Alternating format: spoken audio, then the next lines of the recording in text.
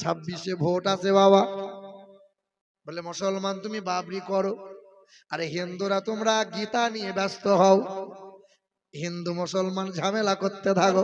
অথচ বেলডাঙ্গার মাটিতে বাবরি মসজিদ হয়, সেখানে হিন্দু ঘরের মেয়ে ছেলে চা বিক্রি করে মুসলমানকে খাওয়ায়। মুসলমানদের দোকানে খাবার যেন কিনে খেও না। আর এক নেতা নদিয়া জেলায় বলল কোরআনকে বয়কট করতে হবে, আর এক নেতা বলল মুসলমানদের দাড়ি ধরে ছিঁড়ে দিতে হবে। কেউ কেউ বলছে মুসলমানগুলোকে গাছে ঝুলিয়ে এলো পাতারি কেলাও, আবার কোন কোন নেতা বলে মুসলমানগুলোকে দেশ থেকে তাড়াও। হিন্দু ঘরের ছেলেটা বলে ইমাম সাহেব আমাকে কোরআন পড়া শিখিয়ে দেন। বলে এক কাজ কর বাবা, রাতের বেলা একটু গোসল করে নিবি, ইশার নামাজ পড়ে পড়ে আসবি, পাশে বসিয়ে গোপন ভাবে শেখাবো, কেউ অত জানতে পারবে না। রাত হয়ে যায়, ছেলেটা গোসল করে নেয় আর পা পা করে মসজিদের মক্তবে হাজির হয়। ইমাম সাহেবের কাছে বসে আলিফ বেতে শুরু করলো। 1 মাস পরে, 2 মাস পরে, 3 মাসের ভিতরে ছেলেটা কোরআন পড়া শিখে নেয়। শিক্ষিত ছেলে। ওই ছেলের বিরুদ্ধে মামলা হয়ে গেল, এলাকার মানুষেরা পার্টি পঞ্চায়েত হয়ে গেল। সবাই এক বাক্যে বলল এই ছেলে মুসলিম ঘেঁষা, রাতের বেলায় কোরআন পড়ে। না না, ছেলেটাকে এলাকা থেকে তাড়াতে হবে, এই এলাকায় রাখতে দেওয়া যাবে না। ভাইরা আমার, ওই ছেলের বিরুদ্ধে যেমন নালিশ হলো, পঞ্চায়েতে বসে বিচার হলো, এলাকার নেতা মন্ত্রীরা, এলাকার মানুষেরা সকলে হাজির হলো।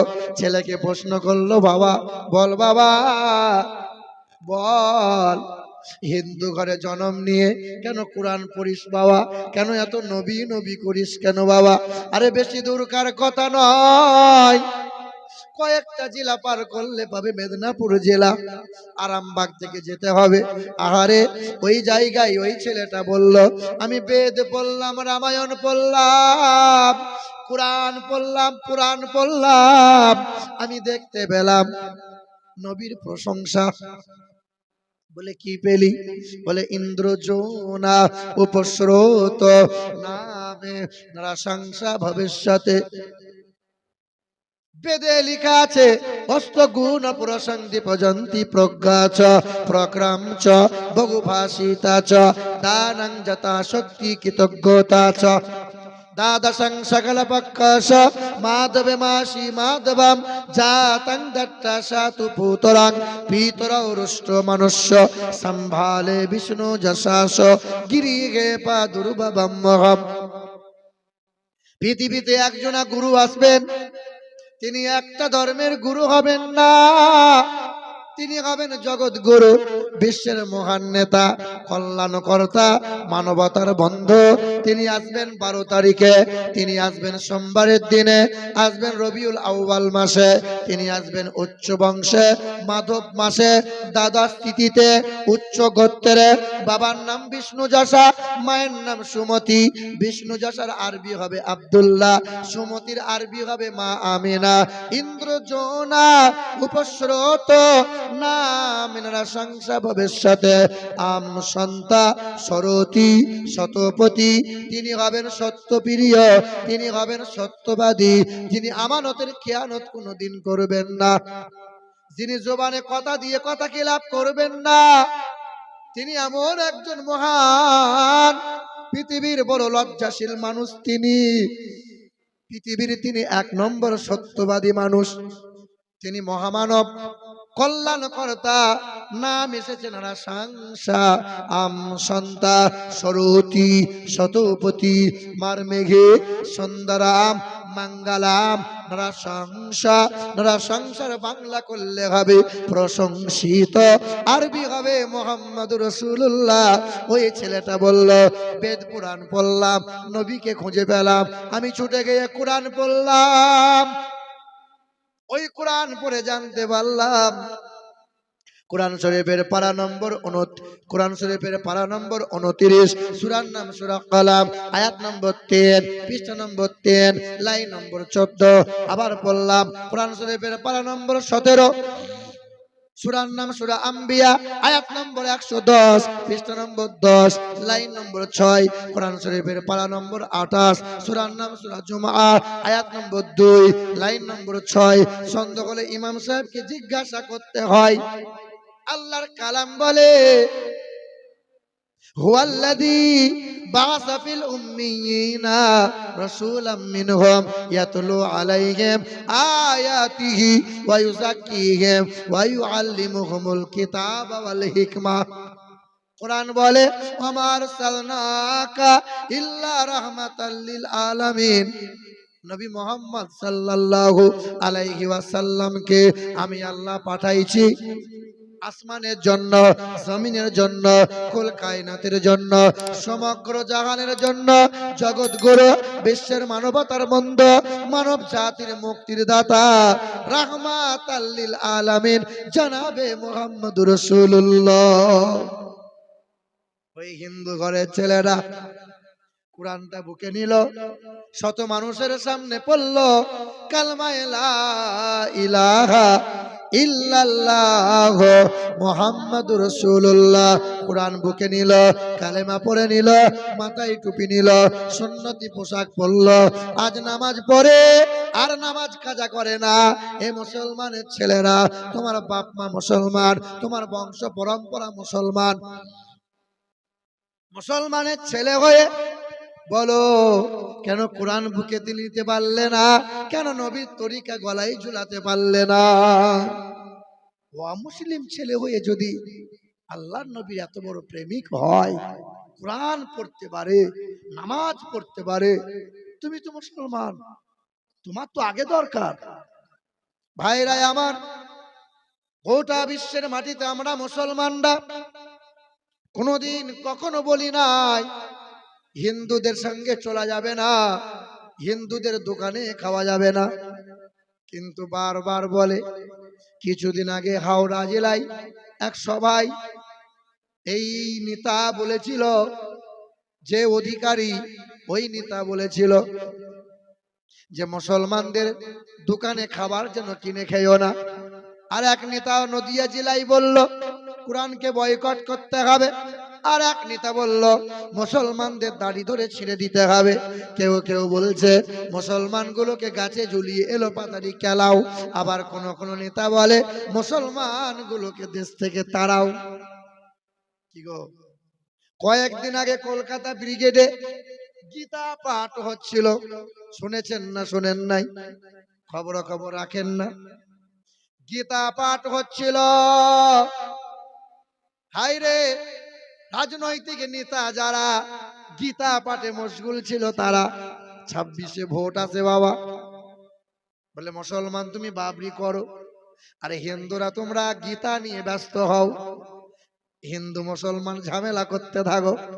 এ বাবাজিরা, ভাইরা আমার, ওই গীতা পাঠে ওই তাদের সভা সমাবেশে এক মুসলমান রেগুলার ব্যবসা করে, প্যাটিস তৈরি করে বিক্রি করে, মানুষ কিনে কিনে খায়। জিজ্ঞাসা করলো তোর নাম কি? বলে আমার নাম অমক, আমি মুসলমান। বলে মুসলমান, তাকে কান ধরে ওঠ বস করানো হয়, মারধর করা হয়, তার মালগুলো ফেলে দেওয়া হয়। মুসলমান বলে এই অত্যাচার, অথচ বেলডাঙ্গার মাটিতে বাবরি মসজিদ হয়, সেখানে হিন্দু ঘরের মেয়ে ছেলে চা বিক্রি করে মুসলমানকে খাওয়ায়। হিন্দু ঘরের মেয়েরা ওই সমাবেশে যায়। হায়রে মুসলমান, আজ আমরা সম্প্রীতি বজায় রাখতে চাই, চাই কি চাই না বাবা? আমরা ঝামেলা পছন্দ করি না। কোরআন বলেছে না, হিন্দু মুসলমান বিভেদ বিচ্ছেদ করো না, কোন ধর্মকে আঘাত তোমরা করো না। নবী আমার শিখিয়েছেন কোন জাতি কোন অমুসলিমকে কষ্ট দিও না। মুসলমান ভাইরা আমার, সালটা ছিল 1929 সাল, যখন ভারত বাংলাদেশ পাকিস্তান এক ছিল। ওই সময় এক বেঈমান রাজপাল মালহোত্রা তার নাম, ওই বেঈমানটা আমার নবীর চরিত্র নিয়ে বই লিখেছিল। বইটার নাম দিয়েছিল রঙ্গিলা রসুল। শুনেছেন আপনারা? শোনেন নাই? রঙ্গিলা রসুল। ওই বইয়ের ভিতরে আমার রসুলকে নিয়ে লিখেছিল মোহাম্মদ চরিত্রহীন, মোহাম্মদ লম্পট। জোরে বলো সুবহানাল্লাহ, নাউজুবিল্লাহ। আমার নবীর চরিত্র নিয়ে কেউ বই লিখবে, মুসলমান সহ্য করা যাবে বাবা? বলো। নবী আমাদের জান, নবী আমাদের ঈমান, নবী আমাদের। এ বাবা রাগ করিও না, এখন এই মুসলমানের ভিতরে অনেক দল বেরিয়েছে। কেউ বলছে দরুদ সালাম করো, কেউ বলছে করব না। হ্যাঁ বাবা, অনেক দল বেরিয়েছে গ্রামগঞ্জে। কেউ বলছে শবে বরাত করা যাবে, আবার কেউ বলছে করা যাবে না। এক ব্যক্তি বলছিল যে শবে বরাতের রাত জাগার চাইতে বিশ্বালয়ে রাত জাগা অনেক ভালো। জোরে বলেন নাউজুবিল্লাহ। এ বাবাজিরা আমার, আবার কেউ বলছে নবী নবী করে লাভ নাই, হাসরের ময়দানে নবী নিজের জন্য কেঁদে অস্থির হয়ে যাবে। আস্তাগফিরুল্লাহ। কেউ আবার বলছে কবরডাঙ্গায় গিয়ে এই মিনহা খলাকনাকুম এই দোয়া পড়ে আর মাটি দেওয়া যাবে না, এই দোয়া পুরাতন হয়ে গেছে। আমরা মৌলবীর এখন নতুন নতুন দোয়া আবিষ্কার করেছি, এগুলো পড়তে হবে। শোনেন নাই আপনারা? বুঝি হ্যাঁ, বলছে কোরআনে এটা নাই, কোরআনে হাদিসে এটা নাই, দরুদ নাই, সালাম নাই, নবী নবী কোরআন হাদিসে নাই। 1.5 ফুটের বৌমা, হাইট শর্ট। আচ্ছা বাবা, এই শর্ট মানুষগুলো আপনারা কি বলেন? বাউনে বলেন না? আমাদের বর্ধমানের ভাষায় বাউনে বলে। 1.5 ফুটের বৌমা, ক ফুটের? শাশুড়ি জিজ্ঞাসা করছে বৌমা কোথায়? বলে এই তো মা। বলে বৌমা ওই কলসি থেকে একটু পানি নিয়ে এসো তো। 1.5 ফুটের বৌমা কলসিতে পানি আনতে গেছে, তো দেখে কলসির হাইট 4 ফুট। ক ফুট? বৌমায়ের হাইট ক ফুট? 1.5 ফুট। 1.5 ফুটের বৌমা যখন কলসিতে দেখতে গেছে পানি আছে না নাই, তো এইরকম দেখতে গেছে আর গলার হাড়টা খুলে কলসিতে পড়ে গেছে। কথা শুনছেন? গলার হাড় যখন কলসিতে পড়ে গেছে, এ শুধু খুঁজছে, কিন্তু গলার মালাটা আর খুঁজে পাচ্ছে না। শাশুড়ি জিজ্ঞাসা করছে বৌমা কি ব্যাপার? বলে মা একটু দাঁড়াও, পানি নিয়ে যাব, কিন্তু ঘন্টা খানিক ধরে গলার মালাটা খুঁজছি, পাচ্ছি না। বলে নদীতে পড়ে নাই, কলসিতে পড়েছে, খুঁজে পাবে না কেন? বলে খুঁজে পাবো কি করে, তোমাদের গ্রামের কলসিগুলোর তলা নাই। কি নাই? কলসির আবার তলা থাকবে না? এটা বল যে আমি লাগাল পাচ্ছি না। কি বলে? তলা নাই। হ্যাঁ, বল যে আমার হাত ছোট, আমি শর্ট, আমি লাগাল পাচ্ছি না। 1.5 ফুটের বৌমা 4 ফুট লাগাল পায়? বলে না যে কোরআন হাদিস আমরা পাচ্ছি না গো, খুঁজে বার করে দাও। বলে নাই, নাই, তলা নাই। আরে বল না যে লাগাল পাচ্ছি না। খ্যাপা কোথাকার। বলছে কোরআনে এটা নাই, কোরআনে ওটা নাই। 1000 দলিল দিয়ে যাবে। এই যে আগামীকাল দেখবেন মুফতি জাহাঙ্গীর আসবে, 1000 দলিল দিয়ে যাবে, মানবে না, মানবেই না। মুসলমান বাবাজিরা ভাইরা আমার, এ নওজোয়ান তরুণেরা কেউ কষ্ট নিও না, কাউকে আঘাত করার জন্য বলছে না বাবা। তুমি তোমার জায়গা বেছে নিয়েছো, আমি আমার জায়গা বেছে নিয়েছি। আল্লাহর কসম করে বলি, এই বুকে আছে 30 পারা কোরআন। আমি আমিনুল ইসলাম নবী নবী নবী নবী নবী নবী করে যদি নাজাত পাওয়া না যেত, দরুদ ও সালাম যদি পড়তে না হতো, আল্লাহর কসম এই বুকে 30 পারা কোরআন রেখে ওই দরুদ ও সালাম পড়তাম না। আমাদের জানা আছে ভালোভাবে, দরুদ ও সালাম পড়লে হৃদয় তৃপ্তি হয়, দরুদ ও সালাম পড়লে কলবটা শীতল হয়, দরুদ ও সালাম পড়লে নবীর প্রতি ইশক মোহাব্বত বেড়ে যায়, দরুদ ও সালামের কারণে হাসরের ময়দানে সুপারিশ পাওয়া যায়। বাবাজিরা ভাইরা আমার, সালটা কত বলছিলাম? 1929 সাল। ওই সময় বেঈমান রাজপাল মালহোত্রা বই লিখলো, বইটার নাম দিল রঙ্গিলা রসুল। ওই সময় কেউ প্রতিবাদ করে না। তবে 20 বছর এক নওজোয়ান যুবক, ছেলেটার বুকে ছিল 30 পারা কোরআন, হাফেজে কোরআন ছিল। নওজোয়ান 20 বছরের ছেলে, গরিব ঘরের ছেলে। ছেলেটার নাম ছিল ইলমুদ্দিন। বাজার গিয়েছিল, বইটা কিনে নিয়ে এলো। রাতের বেলায় চোখের পানি ফেলে বই পড়ে, কান্না শুরু করে দিল। মা বলে, খোকা কাঁদিস না রে বাপ। ছেলে বলে, মা কেমনে মেনে নেওয়া যায়, আমার রাসূলের চরিত্র নিয়ে কটূক্তি করে। না মা না, আল্লাহর বান্দা কখনো মেনে নিতে পারে না। মা বড় নেককারিনী ছিল। মাটি ভালো হলে গাছ ভালো হয়, গাছ যদি ভালো হয় অটোমেটিক ফলন হবে ভালো। মা যদি ভালো হয় বাচ্চা হবে ভালো। আমারও মা যেমন একজন মা, খাজা বাবার মাও তো একজন মা।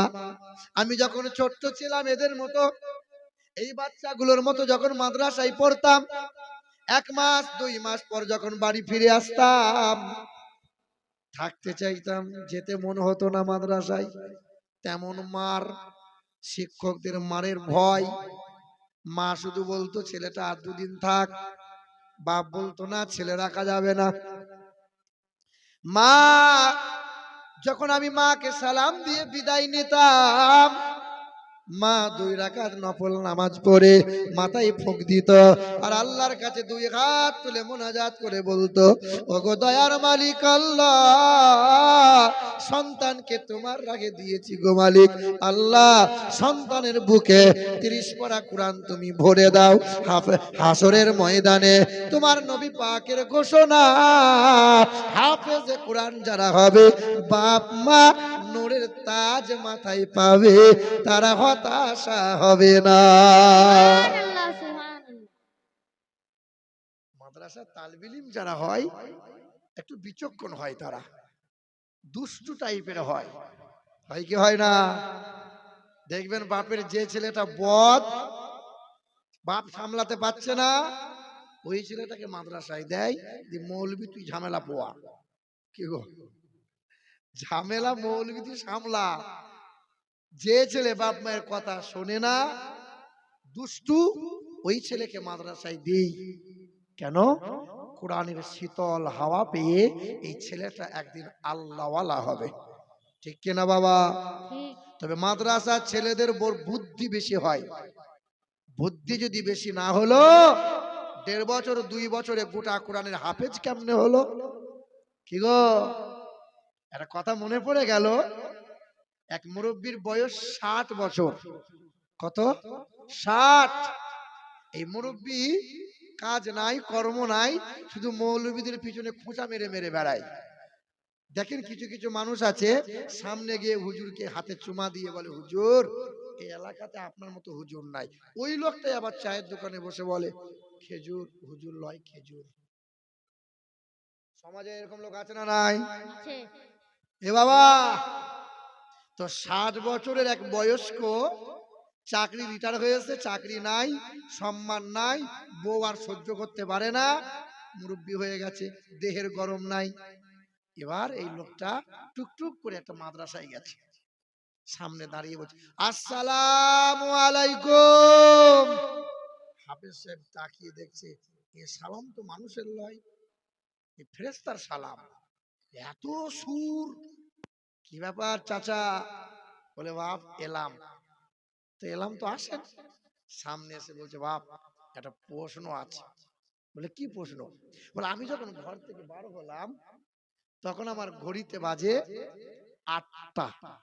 এখন আপনার মাদ্রাসায় এসেছি, এখন আমার ঘড়িতে বাজে 10টা।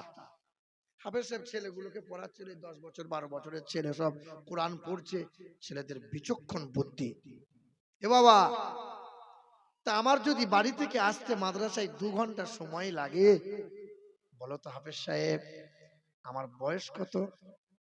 হাফেজ সাহেব সাদাসিধে মানুষ, বলে, আপনার বয়স আপনি জানেন। আপনার বয়স আমি কি করে জানবো? যারা আগে লেখাপড়া করেছেন, ক্লাস 3-তে না 4-এ একটা অঙ্ক আছে, পুত্রের বয়স এত হলে পিতার বয়স কত? আছে না নাই? আহ, এ বাবাজিরা ভাইরা আমার, এই যে অঙ্ক, এ কিন্তু এই হিসেব করে প্রশ্ন করেছে, আমার বাড়ি থেকে আসতে যদি 2 ঘন্টা সময় লাগে, আমার বয়স কত, আমার বয়স কত। তা হাফেজ সাহেব সাদাসিধে লোক, মাদ্রাসার তালবিলিমটা টুক করে হাত তুলেছে। বলে বাবা তুই কি বলবি? বলে হুজুর এর উত্তরটা আমি দেবো। তো দে। তো মাদ্রাসার তালবিলিম 10 বছরের ছেলে তখন বলছে, চাচা আপনার বয়স এখন 60 বছর। এই বয়স্ক মুরব্বী লোক চিন্তা করছে, এই বাচ্চা ছেলেটা জানলো কি করে? তালবিলিম ছেলে, তুই কি করে জানলি বাবা আমার বয়স এখন 60 বছর? কি করে জানলি বল না বাবা। তালবিলিমটা বলছে, চাচা কিছু মনে আপনি করিয়েন না। বলে না না, মনে কেন করব, বল বাবা একবার বল, তুই জানলি কি করে যে আমার বয়স 60 বছর? তখন তালবিলিমটা বলছে, চাচা আমার বাড়িতে আমার একটা বড় ভাই আছে, তার বয়স এখন 30 বছর। কত বছর? কিন্তু আধ পাগলা। কত পাগলা? কত পাগলা? বয়স কত? তা আমি বসে বসে হিসেব করলাম, আমার বড় ভাইয়ের বয়স যদি 30 বছর হয়, আর হয় যদি আধ পাগলা, তাহলে ফুল পাগলা হলে বয়সটা কত হবে? কত হবে? এ বাবা, তখন এ চিন্তা করছে সব জায়গায় পাকামো করা যাবে, কিন্তু তালবিলিমদের সাথে চালাকি করা ঠিক হবে না। এ বাবাজিরা ভাইরা আমার, এরা আজকে বদমাইশ মনে হচ্ছে তো, কালকে দেখবেন কোরআন যখন বুকে তুলে নেবে, কোরআনের শীতল হাওয়া পেবে, এক একজন আল্লাহওয়ালা হয়ে যাবে। মুসলমান বাবাজিরা ভাইরা আমার, এ নওজোয়ান তরুণেরা, তোমাদেরকে সজাগ হওয়া লাগবে। আমাদের ছিল এক সোনালী অতীত, নাড়িয়ে দিতাম সব জালিমের ভিত। আমাদের ছিল এক সোনালী অতীত, নাড়িয়ে দিতাম সব জালিমের ভিত। আইন ছিল শুধু ইনসাফের, জুলুম রুখে দিতে হতো না দেরি। আমাদের সে অতীত হারিয়ে গেছে, আমাদের সে অতীত হারিয়ে গেছে। মাজলুম আজ তাই কেঁদে মরে, হারিয়েছি যা তা কি পাবো ফিরে। তুমি না জাগিলে তাকে ফিরাবে কে? ইয়া শাবাব ইস্তাইকে, ইয়া শাবাব ইস্তাইকে, হে যুবক জেগে ওঠো। নারে তাকবীর, নারে তাকবীর, নারে রিসালাত। পিছনে মানুষগুলো বলে না কেন? বলে মৌলবী বলবে আর আমরা বলবো? আমরা কি ঘাসে মুখ দিয়ে চলি? এ বাবা, আল্লাহর নামে ধ্বনি দেবেন, যত ধ্বনি দেবেন এই হাত এই মুখ কোনোদিন প্যারালাইসিস হবে না। মুসলমান নওজোয়ান তরুণেরা, ছেলেটার বয়স ছিল 20 বছর, সিনাই ছিল 30 পারা কোরআন, নাম তার ইলমুদ্দিন। আল্লাহর বান্দা ইলমুদ্দিন নওজোয়ান যুবক ছুটে এসে মায়ের পায়ে চুমা দিয়ে বলেছিল, ও মা তুমি দোয়া করো মা, মা বড় নেককারিনী, তাই তো সন্তান বলো আল্লাহওয়ালা। হে বাপ, তোমাদের পায়ে হাত রেখে বলছি বাবা, ছেলের বুকে কোরআন দাও, মোবাইলটাকে ছেলেকে দূরে সরিয়ে রাখো। আজ ছেলে মানুষ যদি করতে না পারো, কাল যখন তুমি বুড়া বুড়ি হবে, ওই ছেলে খেতে পড়তে দেবে না, ঘরে ঠাঁই তোমার জায়গা দেবে না। কিছু কিছু বাপ আছে, ছেলে একটু বড় হলো, টাকার বিনিময়ে ছেলে বিক্রি করে দিল। আছে না নাই? ওই আগের বছরে গজলটা বলেছিলাম যে ছেলের বিয়েতে টাকা নিচ্ছে যারা, আস্ত হারামখোর তারা। আপনার গ্রামের লোক তো ছেলের বিয়েতে টাকা পয়সা নেয় না, নেয়? আর একবার শুনিয়ে দিই, এবছরে, পরের বছরে আর চান্স বোধহয় আমার আর হবে না। এ বাবা, আর একবার শোনাই। আদেশ করিল আল্লাহ পবিত্র কোরআনে। তবে বিশ্বাস করেন, আপনার গ্রামের লোক আমাকে যে ভালোবাসা দিয়েছে না, আমাকে ফোন করেছিল ঝড়ম করে ফোন করেছিল, আমি চিনতে পেরেছি আলহামদুলিল্লাহ। ওরা ফোন করে কারণ দ্বিতীয়বার যেখানে ডাক দেয় নিশ্চয়ই তারা কিছু ভালোবাসা পেয়েছে, তাহলে সেই ভালোবাসার মূল্যায়ন আমাকেও করা লাগবে। সব আলেম তো পাই না বাবা, সমাজের কিছু কিছু মৌলবি আছে, যেমন গতকালকে ছিলাম এক মৌলানা উর্দু ভাষী 28-30 হাজার টাকা কন্ট্রাক্ট করেছে, তো স্টেজে উঠার আগে বলছে টাকা আমার মিটিয়ে দেওয়া লাগবে, টাকা মিটিয়ে দেওয়া লাগবে। মনে মনে চিন্তা হয় এরা কসাই না এরা মৌলানা। টাকা মিটিয়ে না দিলে বেটা স্টেজে উঠবে না, বক্তব্য রাখবে না। আমি আমিরুল ইসলাম, যখন আমাকে ফোন করলো, আনোয়ার তুমি থাকতে আবার অ্যাডভান্স লাগবে আমার। কেমনে অ্যাডভান্স নেবো আমি? বলো না, অনেক জায়গাতে নিতে হয়, কিছু কিছু জায়গা আছে যারা একটু দুর্ব্যবহার করে মানুষের সঙ্গে, কিন্তু সব জায়গায় কি সবার এক সমতুল্য করলে তো হবে না। হ্যাঁ মুসলমান বাবাজিরা ভাইরা আমার, ওই সমস্ত বক্তাদের নিয়ে বক্তব্য রাখা উচিত না যারা টাকার বিনিময়ে ব্যবসা করে, দাওয়াত দিতে আসে না, টাকাই চেনে তারা, মানুষ চেনে না। রায়গঞ্জের মাটিতে এক গ্রামে ওয়াজ হচ্ছিল, কোন একজন বাংলার বক্তা আজ 4 বছর আগে 18,000 টাকা কন্ট্রাক্ট করেছিল। ভাইরা আমার, গরিব গ্রাম আমি জানি, ছোট্ট মসজিদ আছে, মসজিদটা ভেঙে শহীদ করে নতুন করে করবে তারা, কালেকশন হয়নি, বক্তা বলে আমি কালেকশন করতে পারবো না। 2 ঘন্টা বক্তব্য দিয়ে 18,000 টাকা দেবে, বক্তা চলে যাবে। কমিটির লোক এসে বলল, হুজুর 2,000 টাকা কম হচ্ছে, আমিরুল ইসলামের টাকাটা কদিন পরে দেবো, আমার টাকা বাকি, আমার টাকা ধার। কারণ জানে আমিরুল ইসলাম নরম, অসুবিধা নাই, কিন্তু ও মাল গরম। 2,000 টাকা কম দিয়েছিল, টাকাটা হুজুরে পকেটে গুঁজে দিয়েছে, টাকাটা বার করে কেশিয়ারের মুখে ছুঁড়ে দিয়ে বলল, 1 টাকা যদি কম হয় হাসরের ময়দানে দেখে নেবো। সেদিন আমি মনে মনে ভাবছিলাম, মৌলবীর বাপ তো হাসরের ময়দান কিনে রেখে দিয়েছে, মৌলবী দেখবে। আর এই লোকগুলোর হাসরের ময়দান নাই, আরে এরা যদি মামলা করে দেয় এই বক্তা ঠাড়ো হয়ে দাঁড়াতে পারবে না। হে বাবাজিরা ভাইরা আমার, তোমার যেমন আল্লাহ, প্রতিটা মানুষের তো আল্লাহ আছে, টাকাটাই সব হলো বাবা। বলো মুসলমান।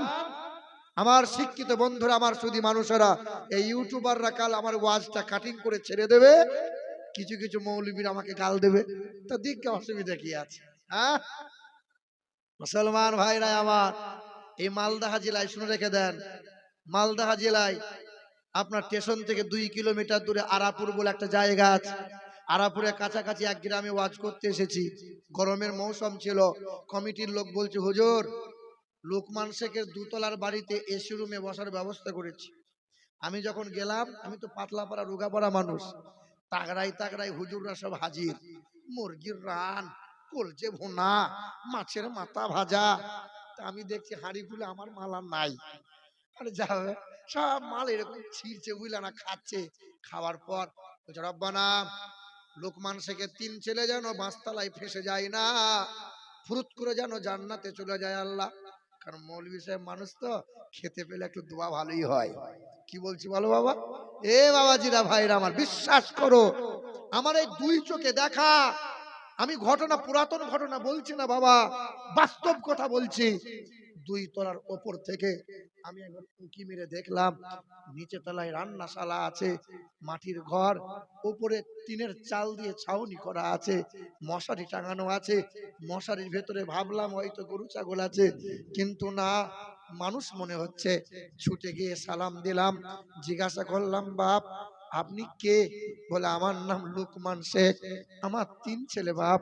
এমন একটা সময় গিয়েছিল, দিন মাথার ঘাম পায়ে ফেলে রক্ত পানি করে পরের বাড়িতে কাজ করে রাত দিন মেহনত করেছিলাম, নিজে না খেয়েছিলাম, ছেলেদেরকে কোনোদিন অনাহারে রাখি নাই, কষ্ট করে ছেলে মানুষ করলাম।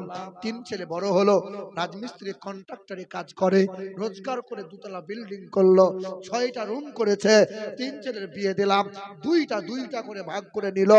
আমাদের বুড়ো বুড়ি, আমার বাপ মা, আমরা তখন আমার 3 ছেলে হাতটা ধরে বললো, বুড়ো বয়সে এই মার্বেলওয়ালা ঘরে শুলে ঠান্ডা লেগে যাবে, কদিন আর বাঁচবে, রান্নাশালায় চালাও। আজকে গ্রামে জলসা হচ্ছে বাবা, প্রতিটা ঘরে কত সুন্দর খাবারের আয়োজন, কত মানুষ খাবার খায়, কত আলেম মৌলানারা খাবার খাচ্ছে, আমার 3 ছেলেকে জান্নাতে পাঠাচ্ছে, আর আমরা বুড়ো বুড়ি বসে বসে চাল ভাজা খাচ্ছি। বলো বলো, জান্নাত পড়ে আছে না? কুকুর বিড়াল গরু ছাগল ছোটবেলায় মায়ের পিছনে পিছনে ঘোরে, স্তনে দুধ পান করে, যেই গরু ছাগল একটু বড় হয়ে যায় বাপ মাকে খেতে দেয়, বাপ মাকে চিনতে পারে। আরে তোমার গ্রামের জানোয়ার হলো তারা, বাপ মাকে খেতে দেয় না যারা, অথচ পীর সাহেবের পা দাবাচ্ছে, পীর সাহেবের পায়ে চুমা, হাতে চুমা খাচ্ছে। বাপ মায়ের পায়ে চুমা খাও। মুসলমান বাবাজিরা ভাইরা আমার, নওজোয়ান তরুণেরা, 20 বছরের নওজোয়ান যুবক ছেলেটা মায়ের পায়ে চুমা দিয়ে বলেছিল, মা তুমি দোয়া করো, মা যদি দোয়া করে হক্কানি আল্লাহর ওলি হয়, আলেম হয়, হাফেজে কোরআন হয়, মা বাবার দোয়ার বরকতে তুমি ডাক্তার হয়েছ, তুমি মাস্টার হয়েছ, উন্নতি করতে পেরেছ, চাষ আবাদে তোমার বরকত হলো। মা বাবাকে কষ্ট দিয়েছো যারা, মাই চ্যালেঞ্জ 100% শিওর পৃথিবীর জমিনে ধ্বংস হবে তারা, পৃথিবীতেই হবে। 20 বছরের ছেলে বলল, মা তুমি দোয়া করো, ওই বেঈমানের সামনে আমি একাই যাব। বড় একটা ছুরি নিল, কোমরে কাপড়ের ভাঁজে লুকিয়ে নিল। মুসলমান, আমরা মা বাপকে ভালোবাসি কি বাসি না বলেন? বাসেন না? যাদের বাপ মা মরে গেছে একটু হাত তুলে দেখাবেন, যাদের বাপ মা নাই একটু হাত তোলেন না। আল্লাহ, তোমার এই এতিম বাচ্চাগুলো হাত তুলেছে আল্লাহ, যাদের বাপ মা মারা গেছে একটু হাতটা তুলেন, আমি একটু দোয়া করব।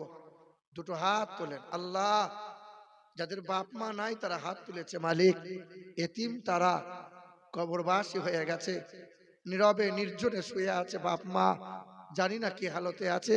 আল্লাহ, বাপ মায়ের কবরগুলো জান্নাতের বাগান বানিয়ে দাও, জান্নাতি হাওয়া জান্নাতি মেওয়া তাদের কবরে আল্লাহ পৌঁছাইয়ে দাও। জোরে বলি আল্লাহুম্মা আমিন।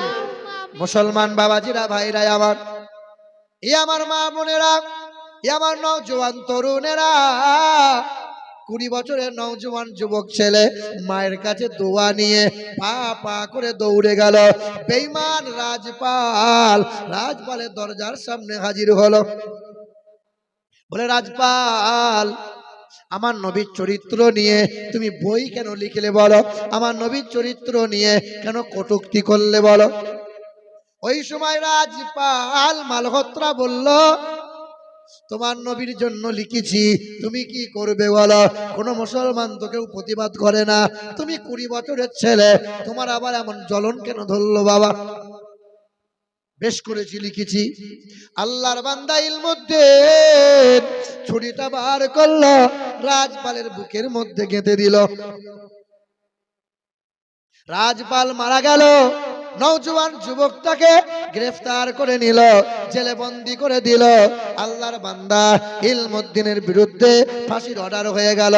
যেমন ফাঁসির অর্ডার হয়ে গেল আল্লাহর বান্দা ইলমুদ্দিনের, ওই যে 1929 সাল অক্টোবর মাসের 31 তারিখে দুপুর জোহর নামাজ বাদ ফাঁসি হবে। ফাঁসির অর্ডার যেমন দিয়েছিল, ফাঁসি হবে তো ফাঁসির মঞ্চে দাঁড়িয়েছে। ফাঁসির মঞ্চে যেমন দাঁড়াইলো, জিজ্ঞাসা করলো, নওজোয়ান, শেষ তামান্না তোমার কি বলো? বলে, আমার শেষ ইচ্ছা হলো, আমার বুকে আছে 30 পারা কোরআন, আমি একবার কোরআনটাকে চুমা দিতে চাই। কারণ কোরআন পড়লে স্বভাব, কোরআন ছুঁইলে স্বভাব, কোরআন দেখলে স্বভাব, কোরআনে হাত বোলালে স্বভাব, কোরআন পড়লে যেমন স্বভাব, কোরআন শুনলে তেমন স্বভাব, কোরআনে চুমা দিলে তেমন স্বভাব। আল্লাহর বান্দা কোরআনে চুমা দিল, ফাঁসির মঞ্চে দাঁড়িয়ে গেল, কালো কাপড়টা পরিয়ে দিল, গলায় দড়িতে ফাঁস দিল, জাল্লাদের হাতে সময় হয়ে গেল, দড়িতে টান দিয়ে দিল। আল্লাহর বান্দা ইলমুদ্দিনের চেহারাটা ঝুলে গেল, লাশ হয়ে বাড়ি চলে গেল। লাশ যখন বাড়ি নিয়ে যাওয়া হয়, গোসল দেওয়া হয়, ওই নওজোয়ান যুবকটার গোসল দেওয়া হয়, সুগন্ধ লাগানো হয়, কর্পূর লাগানো হয়, কাফন পরানো হয়। লাখ লাখ মুসলমানেরা জানাজায় হাজির হয়ে গেল। সবার চোখ দিয়ে বেয়ে বেয়ে চোখের পানি পড়তে লাগলো। হায়, আমাদের মুসলমানদের ইমান বাঁচিয়ে দিয়ে গেল, আমাদের মুসলমানদের ইমান বাঁচিয়ে দিয়ে কবরবাসী হয়ে গেল। সবাই কবর দেয়, কবরের পাশে গিয়ে সবাই চোখের পানি ফেলে দোয়া করে, আল্লাহ এই নওজোয়ানটা ইসলামের জন্য জীবন দিল, আল্লাহ কবরটা জান্নাতের বাগান বানিয়ে দাও, আল্লাহ কবরে জান্নাতি হাওয়া জান্নাতি মেওয়া তুমি দান করে দাও। ছেলেটার কবর হয়ে গেল, 1 মাস কেটে গেল, 2 মাস কেটে গেল, 3 মাস পার হয়ে গেল। আল্লাহ, আল্লাহর কসম করি, বিল্লাহি আল্লাহর কসম করি, 3 বার বলি বাপ, আল্লাহর কসম, ইতিহাস সাক্ষ্য দেয়, প্রশাসন হাজির হলো, 5 জনকে কবরে নামিয়ে দিল, বলে কবরে মাটি সরা, লাশ ওঠানো হবে, লাশ তদন্ত করা হবে। এ নওজোয়ান যুবক, তোমাদেরই মতো যুবক ছেলে, 20 বছরের ছেলেটা কবরবাসী হয়ে আছে। 5 জন কবরে মাটি সরাতে লাগলো, লাশ ওঠানো হবে। লাশ যখন ওঠানো হয়, আল্লাহর বান্দা ইলমুদ্দিনের কাফনে কাফনে ময়লা হয় নাই, চেহারার চামড়াগুলো ফেটে যায় নাই, লোম চুলগুলো পড়ে যায় নাই। আল্লাহর বান্দা ইলমুদ্দিনের লাশ ওঠানো হলো। সবাই কবরের মাটি পকেটে নিয়ে ভরে। জিজ্ঞাসা করা হলো, সবাই একে একে কবরের মাটি কেন নাও? ইতিহাস সাক্ষ্য দেয়, এই নওজোয়ান এমনই ছিল নবীর প্রেমিক, এমনই আল্লাহর বড় পেয়ারা বান্দা ছিল। তাই তো আল্লাহ পাক জান্নাতের খুশবু এমন দান করেছিল, চেহারাতে সুগন্ধময় করেছিল, তার জান্নাতের খুশবুতে কবরের মাটি পর্যন্ত খুশবুদার হয়ে গেল। কবরের মাটি পর্যন্ত খুশবুদার হয়েছিল। কবরের মাটি মুসলমান পকেটে ভরছিল, এত সুগন্ধময়, যে সুগন্ধ দুনিয়ার বাজারে পাওয়া যায় না। এ যুবক, তুমি মুসলিম, তুমি মহাবীর, আতঙ্ক তুমি বাতিলের, বাঘের মতো গর্জে ওঠো, কোমর ভেঙে দাও জালিমের। তুমি মুসলিম, তুমি মহাবীর, আতঙ্ক তুমি বাতিলের, বাঘের মতো গর্জে ওঠো, কোমর ভেঙে দাও জালিমের। নতুন করে এঁকেছে ওরা নীল নকশা ষড়যন্ত্রের, দিবানিশি বিভোর ওরা বিজয় থামাতে দিনের। ওরা জানে না আমাদের ইতিহাস, আমরা সৈনিক রসুলের। তুমি মুসলিম, তুমি মহাবীর, আতঙ্ক তুমি বাতিলের। আল্লাহ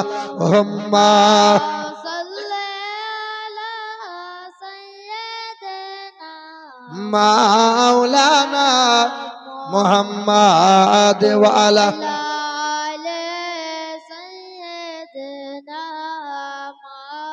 মাওলানা মুহাম্মদ। এ মুসলমান বাবাজিরা, ভাইরা আমার, কষ্ট নিয়েন না। ওই যে আদিনা বলে একটা মসজিদ আছে, ওই আদিনার মসজিদটা কুরআনের ওসিলায় মসজিদ হয়েছে। মালদা জেলায়, আপনার জেলায় এক বাদশা, শুনেছেন আপনারা? শাহ সেকেন্দার বানিয়েছিল মদিনার নকল করে আদিনা। ওই বাদশার পেটে অসুখ হয়েছিল, পেটের যন্ত্রণা ভালো হয় না, আর ডক্টরি কবিরাজি কম করে না।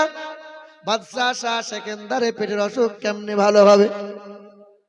একজন ফকির বান্দা দেখা করতে এলো। বাদশা কেমনে আস? বলে আমাদের বাদশা ভালো নয়, পেটের যন্ত্রণায় অস্থির হয়ে যায়। আল্লাহর ফকির বান্দা বলল, আমি এক ঔষধের ঠিকানা পেয়েছি, বাদশা যদি সেবন করতে পারে জনমের মতো রোগ ভালো হয়ে যাবে। তাড়াতাড়ি চলেন বাদশার কাছে। ওই তখন ফকির বান্দাকে নিয়ে যাওয়া হলো, বাদশার দরবারে হাজির করানো হলো। বাদশা বলে, বলো ফকির, কি এমন ঔষধ পেয়েছো বলো। বলে, আমি রাতের বেলায় স্বপ্ন দেখেছি, কোন একজন নুরানি চেহারা নিয়ে আমাকে এসে বলতেছিল, আমাকে এসে শোনাইতেছিল, যা বলে আই সেকেন্দারকে। তাই আমি দৌড়ে এলাম, স্বপ্ন যোগে দেখলাম কোন একজন সন্তানকে, অবিবাহিত নওজোয়ান যুবককে যদি জবাই করে কলিজা বার করে ওই কলিজা সেদ্ধ করে এ বাদশা শাহ সেকেন্দার যদি পানিটা পান করতে পারেন, জনমের মতো রোগ ভালো হয়ে যাবে। কিন্তু শর্ত হলো ওই ছেলেটা হতে হবে হাফেজে কোরআন, হাফেজ ইতিহাস বলছি। আল্লাহর ফকির বান্দা সেকেন্দারকে যেমন শোনাইলো, বা তার সেকেন্দারের মাথায় হাত পড়ে গেল। কোন মা দেবে তার ছেলেকে? কোন মা কোন সন্তানকে দেবে যে ছেলেকে জবাই করে কলিজা বার করব? তবুও বাদশা শাহ সেকেন্দার চেষ্টা করতে কম করে নাই।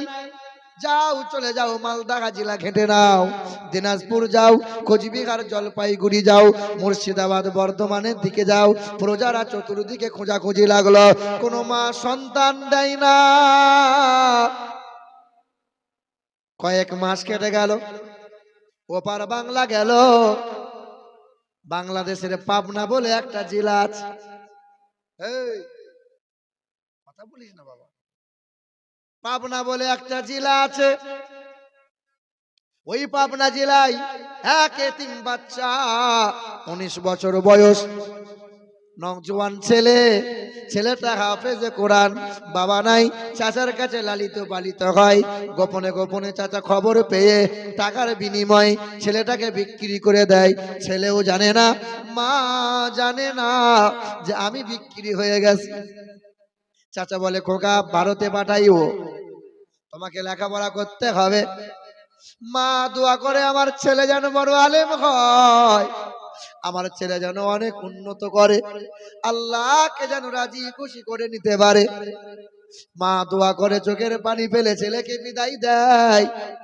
দুইজন প্রজা ওই এতিম বাচ্চা হাফেজে কোরআনকে নিয়ে মালদায় হাজির হয়ে গেল। শাহ সেকেন্দারের কাছে দাঁড় করাইল।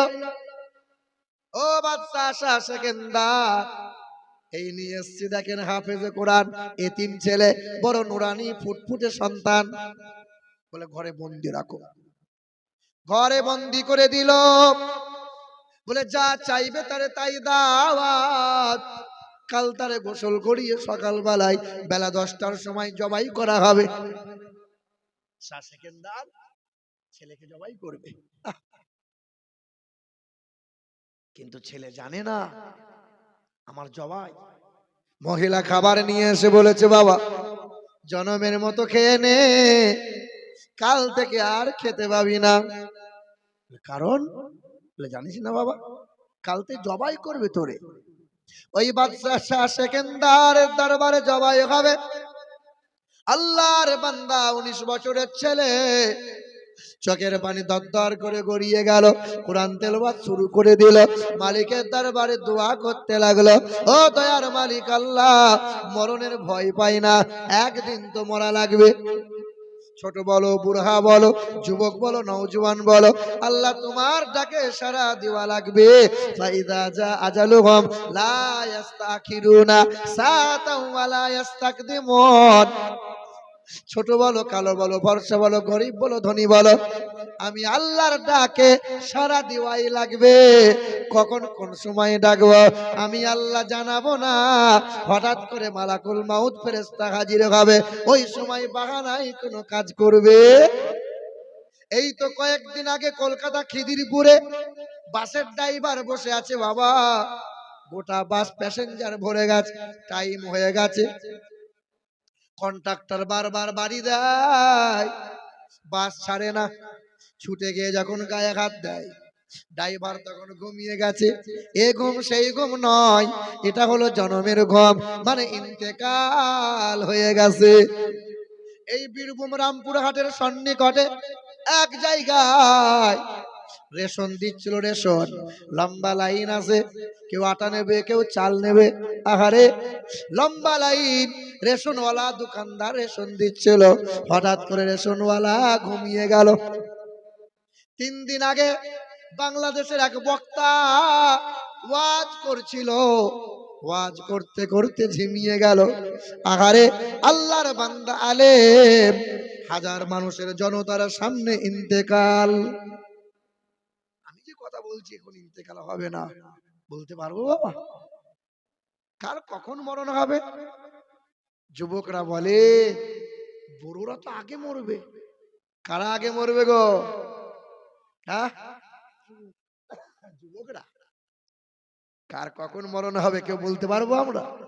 মায়ের কোলে মা বসে আছে, বাচ্চা নাই, দাদু বসে আছে, পুতা নাই।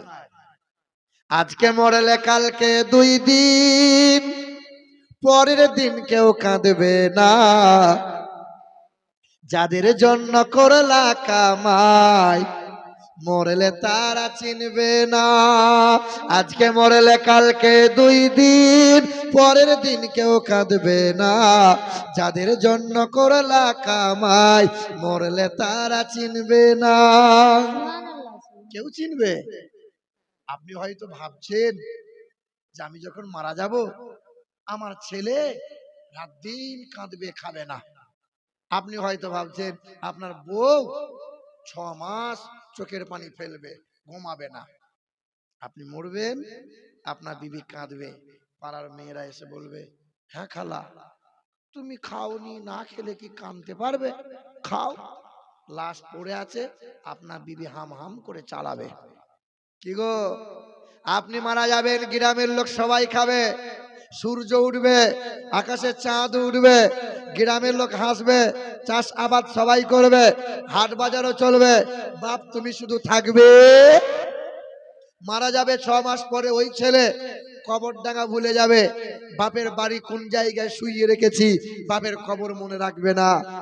বিবিও হাসবে, বিবিও খাবে, বিবিও চিন্তা ভাবনা অন্যরকম করবে, তোমাকে নিয়ে কেউ ফিকির করবে। শুধু বলছে বাবা কদিনের দুনিয়া, তো ছেলে ছেলে করছো বাবা, কদিনের দুনিয়া তো। আজকে মরলে কালকে 2 দিন, পরের দিন কেউ কাঁদবে না।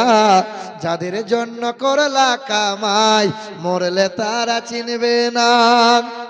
আধার ঘরে থাকবা পরে, আধার ঘরে থাকবা পরে, ছাইরা তুমি সব, কেউ রবে না সঙ্গে তোমার, থাকবে সেদিন রব। মিছে মায়ার এই দুনিয়া, মিছে মায়ার এই দুনিয়া, ক্ষণিকের এই ঠিকানা। ধনী গরিব নাই ভেদাভেদ, মাটির হবে বিছানা। আল্লাহর বান্দা কাঁদে, চোখের পানি ফেলে, আল্লাহ আমার ইন্তেকাল হয়ে যাবে, আমাকে কাল জবাই করবে, তাতে আফসোস নাই, কিন্তু আমার বুকে আছে 30 পারা কোরআন। ও দয়ার মালিক আল্লাহ, আমাকে যদি কতল করে দেয়, কোরআনকে অসম্মান করা হবে। জামানার মানুষ বলবে যে মুসলমানের বাদশা হয়ে মুসলমান কোরআনে হাফেজকে কতল করলো। দয়ার মালিক আল্লাহ, তোমার কালাম তেলাওয়াত করেছি আল্লাহ, আমার এই চোখের পানির বিনিময়ে কোরআন পাকের ওসিলায়, নবী পাকের সাদকায় বাদশার পেটের অসুখকে ভালো করে দাও। সকাল হয়ে গেল, বাদশা বলে আলহামদুলিল্লাহ, অর্ধেকটা রোগ আমার ভালো হয়ে গেছে। শাহ সেকেন্দার বলছে এক কাজ কর, আর একটা দিন থাম। ভাইরা আমার, আবার সন্ধ্যা এলো, শাহ সেকেন্দার বারান্দায় চলাফেরা করে, আবার হাফেজে কোরআন তেলাওয়াত করে, চোখের পানি ফেলে দোয়া করে, আল্লাহ আজ আছি কাল থাকবো না, পৃথিবী থেকে যাওয়াই লাগবে। আল্লাহ মরণের ভয় পায় না, বারবার মরণের স্মরণ করি, কিন্তু যদি কতল করে দেয় কোরআনকে অসম্মান করা হবে। ও দয়ার মালিক আল্লাহ, কোরআনকে হিফাজত করনেওয়ালা হলে তুমি আল্লাহ, আল্লাহ তুমি ক্ষমা করে দাও, বাদশার পেটের অসুখ ভালো করে দাও। বাদশা শুনছে, ছেলেটা চোখের পানি ফেলে আমার জন্য দোয়া করছে। বাদশা হাঁটে আর বলে আল্লাহুম্মা আমিন, আল্লাহুম্মা আমিন। সকাল হয়ে গেল। ওই বাদশা শাহ সেকেন্দার বলল, আল্লাহর কসম, কোরআন পাকের ওসিলায়, নবী পাকের সাদকায় আমার পেটের অসুখ সম্পূর্ণ ভালো হয়ে যায়। বাদশার কন্যা বলে, বাবা আল্লাহর শুকরিয়া আদায় করে জানাও। কি করব? 260টা পিলার দিল,